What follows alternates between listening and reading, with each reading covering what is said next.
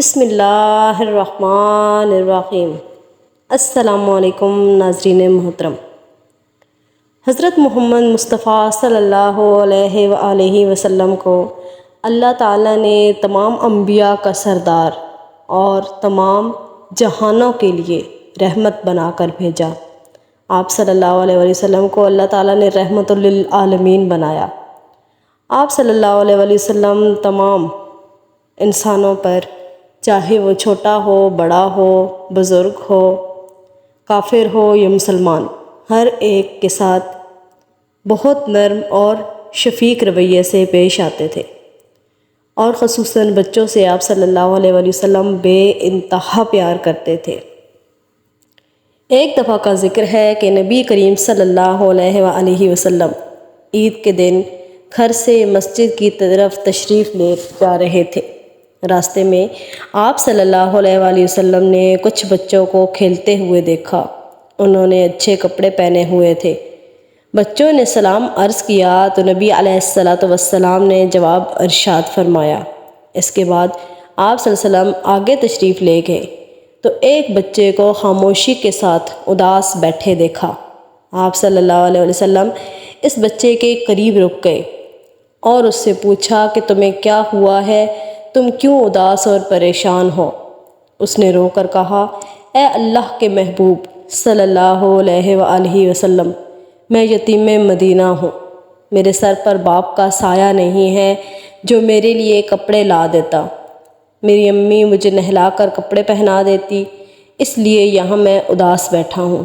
نبی علیہ السلام نے اسے فرمایا کہ تم میرے ساتھ آؤ۔ آپ صلی اللہ علیہ وآلہ وسلم اسے لے کر واپس اپنے گھر تشریف لائے اور سیدہ عائشہ صدیقہ رضی اللہ تعالیٰ عنہا سے فرمایا، حمیرہ، انہوں نے عرض کیا، لبیک یا رسول اللہ، اے اللہ کے رسول صلی اللہ علیہ وآلہ وسلم، میں حاضر ہوں۔ آپ صلی اللہ علیہ وآلہ وسلم نے فرمایا، اس بچے کو نہلا دو۔ چنانچہ اسے نہلا دیا گیا۔ اتنے میں نبی کریم صلی اللہ علیہ وآلہ وسلم نے اپنی چادر کے 2 ٹکڑے کر دیے۔ کپڑے کا ایک ٹکڑا اسے تہبند کی طرح باندھ دیا اور دوسرا اس کے بدن پر لپیٹ دیا گیا۔ پھر اس کے سر پر تیل لگا کر کنگھی کی گئی، حتیٰ کہ جب وہ بچہ تیار ہو گیا اور نبی علیہ السلام کے ساتھ چلنے لگا تو نبی صلی اللہ علیہ وآلہ وسلم نیچے بیٹھ گئے اور اس بچے کو فرمایا کہ آج تو پیدل چل کر مسجد میں نہیں جائے گا، بلکہ میرے نبوت والے کندھوں پر سوار ہو کر جائے گا۔ سبحان اللہ۔